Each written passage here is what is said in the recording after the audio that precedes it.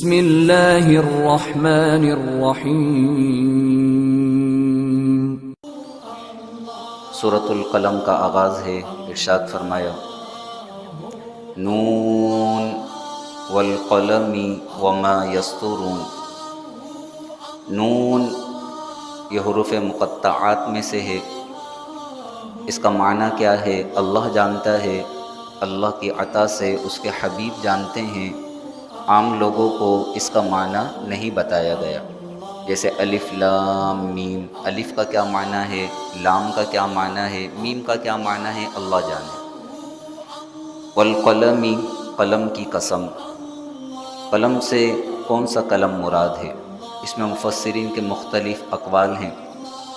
قلم سے مراد ایک قول یہ ہے کہ اللہ تبارک و تعالی نے جس قلم کو سب سے پہلے پیدا فرمایا، سب سے پہلے جس قلم کو پیدا فرمایا اور اسے حکم دیا کہ قیامت تک جتنی چیزیں ہونے والی ہیں ان تمام کی تقادیر کو لکھ دے، تو اللہ کے حکم سے اس قلم نے لوح محفوظ پر قیامت تک ہونے والے واقعات اور ساری چیزوں کی تقدیروں کو لکھ دیا۔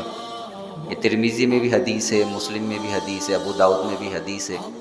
تو یہ قلم ہے، اس کی لمبائی کو بیان کیا گیا کہ زمین و آسمان جتنی اس کی لمبائی ہے۔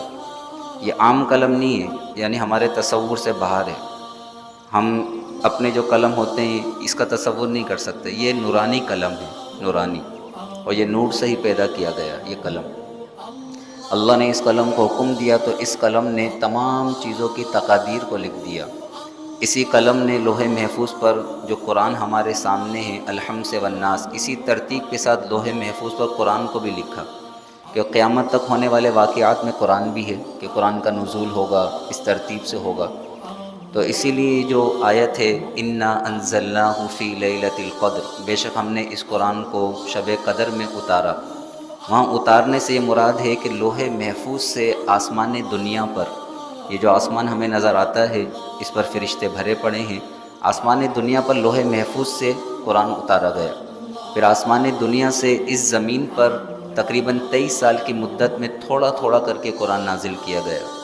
تو قلم سے مراد یا تو یہ نورانی قلم ہے جس کی لمبائی زمین و آسمان کے برابر ہے، جس نے اللہ کے حکم سے تمام چیزوں کی تقادیر کو لکھ دیا، تمام چیزوں کی تقدیروں کو۔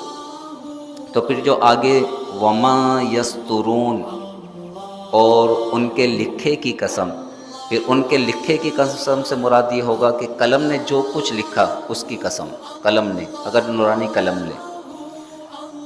دوسرا قول یہ ہے کہ قلم سے مراد یہ فرشتوں کے قلم ہیں، وہ فرشتے جو لوح محفوظ سے لوگوں کی تقدیروں کو اپنے نوشتوں میں نقل کرتے ہیں۔ شب برات میں فرشتوں کو یہ حکم ہوتا ہے کہ اس سال میں اس بندے کو اتنا رزق دیا جائے گا، اس سال میں اس بندے کی روح قبض کی جائے گی، جو دنیا کے معاملات ہیں۔ اور وہ فرشتے جو اس کائنات کا نظام چلاتے ہیں، جنہیں مدبرات امرا کہا گیا ہے قرآن میں، تدبیر کرنے والے فرشتوں کی قسم، مدبرات امرا، معاملات کو تدبیر کرنے والے وہ فرشتے۔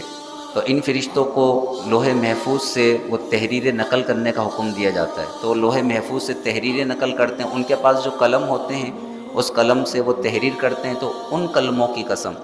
پھر وما یسطرون سے کیا مراد ہوگا؟ قلم اور ان کے لکھے کی قسم، یعنی وہ فرشتے جو تحریریں لکھتے ہیں، ان فرشتوں کے لکھنے کی قسم۔ اس نے فرمایا کہ ہر انسان کے ساتھ 2 فرشتے ہیں، کرامن کاتبین جنہیں کہا جاتا ہے، جن کا قرآن میں ذکر کیا گیا وَإِنَّ عَلَيْكُمْ لَحَافِظِينَ كِرَامًا كَاتِبِينَ، بے شک تم پر نگہبان فرشتے ہیں، بڑے معزز ہیں، بڑے عزت والے ہیں، کرامن کاتبین، کاتبین لکھنے والے ہیں۔ تو ہر انسان کے ساتھ یہ کرامن کاتبین 2 فرشتے ہیں، ایک نیکی کو لکھتا ہے، ایک بدی کو لکھتا ہے۔ تو ان کے پاس جو قلم ہیں اور جس قلم سے یہ لکھ رہے ہیں ان قلموں کی قسم کھائی گئی۔ تو تیسرا معنی یہ ہوگا والقلم وما یسطرون، قلم اور اس کی قسم جو فرشتے لکھ رہے ہیں۔ تو ایک قول نورانی قلم، دوسرا قول فرشتے جو لوح محفوظ سے تقدیروں کو نقل کرتے ہیں اور اسے لکھتے ہیں، اتارتے ہیں، ان قلموں کی قسم۔ تیسرا قول جو کرامن کاتبین ہیں ان کے پاس جو قلم ہیں ان قلموں کی قسم، ان کے لکھے کی قسم۔ چوتھا قول یہ ہے کہ قلم سے عام مراد ہے۔ اللہ تبارک و تعالی نے قلم کو پیدا کیا ہے اور اس قلم سے بے شمار دینی اور دنیاوی فوائد لکھے جاتے ہیں، قرآن لکھا جاتا ہے، احادیث لکھی جاتی ہیں، تو وہ قلم کے جس سے اچھی باتیں لکھی جاتی ہیں، ہر قلم کی قسم ارشاد فرمائی گئی۔ اس لیے انسان کو چاہیے کہ جس قلم سے وہ تحریر کرتا ہے، اچھی باتیں، بری باتیں نہیں، بری باتیں بھی تحریر کی جاتی ہیں تو وہ مراد نہیں ہے، اچھی باتیں انسان جب قلم سے تحریر کرتا ہے تو اس قلم کا بھی ادب چاہیے۔ بزرگان دین اس قلم کا بڑا ادب کرتے تھے۔ وہ جب قرآن کی کوئی بات لکھتے تھے یا حدیث، تو پہلے پینسل ہوا کرتی تھی، اس قلم سے وہ لکھتے تھے، تو اس قلم کو جب وہ شارپ کرتے تھے تو اسے چھیلتے وقت اس کی جو تھوڑی سی بھی چیز نکلتی تھی اسے بھی بڑا محفوظ کر کے حفاظت سے رکھتے تھے کہ کہیں اس کی بھی بے ادبی نہ ہو جائے۔ وہ قلم کا بڑا ادب کرتے تھے، با ادب با نصیب۔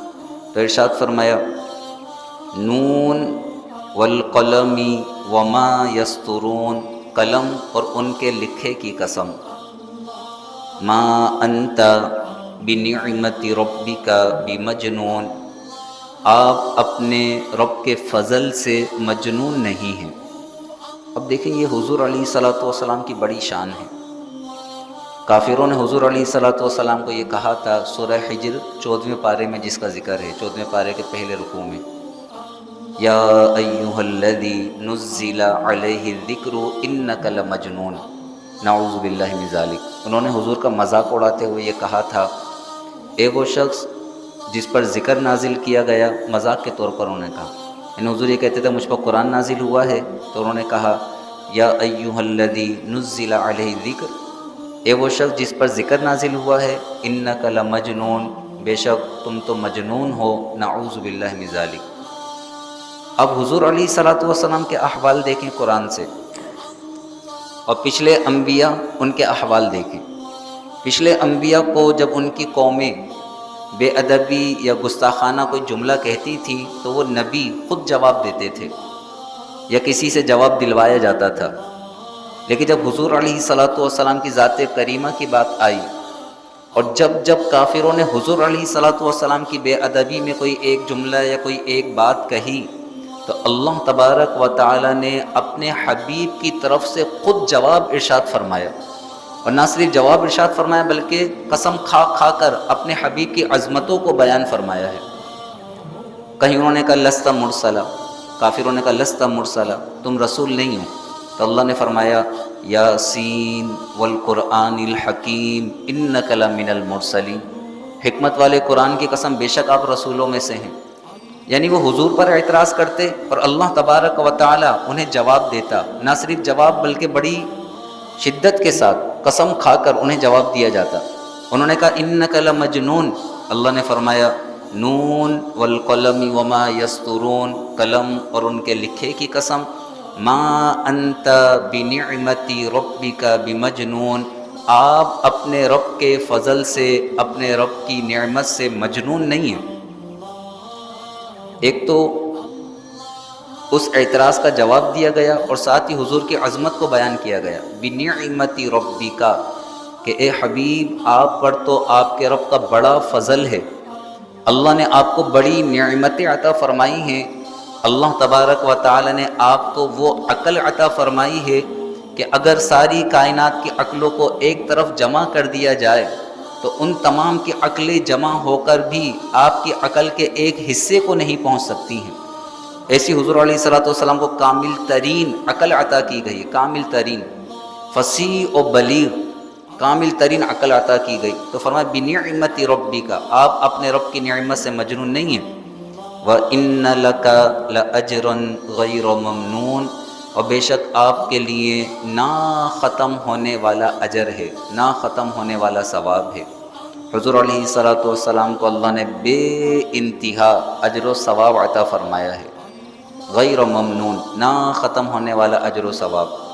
ایک تو مفسرین نے لکھا کہ اس وجہ سے کہ حضور علیہ الصلوۃ والسلام نے دین کی دعوت دی، پھر آپ کی دعوت کے اوپر لوگ ایمان لے کر آئے، تو قیامت تک جتنے لوگ ایمان لائیں گے، مسلمان ہوں گے، وہ جتنے بھی عمل کریں گے، اللہ تبارک و تعالیٰ ان تمام کی نیکیوں کے برابر حضور علیہ الصلوۃ والسلام کو ثواب عطا فرمائے گا، کیونکہ حدیث میں خود حضور نے فرمایا الدال علی الخیر کفاعلہ، جو کسی کی کسی بھلائی پر رہنمائی کرتا ہے تو اللہ اس رہنمائی کرنے والے کو بھلائی کرنے والے کی طرح ثواب عطا فرماتا ہے۔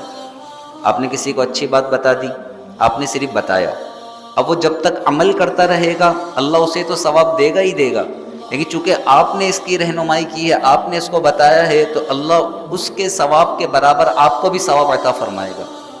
تو انسان دوسروں کو اچھی باتیں بتاتا رہے۔ اللہ تبارک و تعالی ان آیات کے نور سے ہمارے سینوں کو روشن و منور فرمائے، برکت والے وقت، برکت والے قرآن کی برکتیں ہم سب کو عطا فرمائے۔ جو رزق کی وجہ سے پریشان ہیں اللہ بے حساب رزق حلال عطا فرمائے، آمین۔ وآخر دعوانا ان الحمد للہ رب العالمین، وصلی اللہ تعالی علی خیر خلقہ ونور عرشہ سیدنا و مولانا محمد وعلی آلہ واصحابہ اجمعین، آمین برحمتک یا ارحم الراحمین۔